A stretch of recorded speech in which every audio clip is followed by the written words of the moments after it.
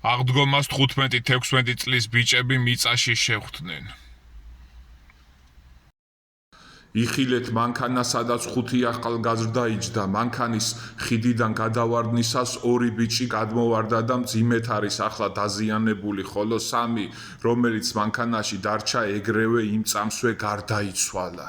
ტრაგედია 3 დღის წინ ხონში მოხდა. როგორც ამბობენ, ბაბუას მოპარეს მანქანა და გაემართნენ დიდი სიჩქარით. ახალგაზრდებო, ერთი თხოვნა მაქვს, როდესაც სიჩქარის პედალს დააჭერთ, არა მარტო თქვენ თავზე იფიქროთ, არამედ ოჯახის წევრებზე, იმ ხალხზე, მშობლებზე, რომლებსაც ყველაზე მეტად უყვარხართ და უნდა იფიქროთ, მესმის, რომ სისხლი გიყივით, მაგრამ უნდა იფიქროთ ოჯახის წევრებზეც, რომლებიც თქვენი კუბოს წინ იჯდებიან და თქვენ ცხედარს დაიტირებენ.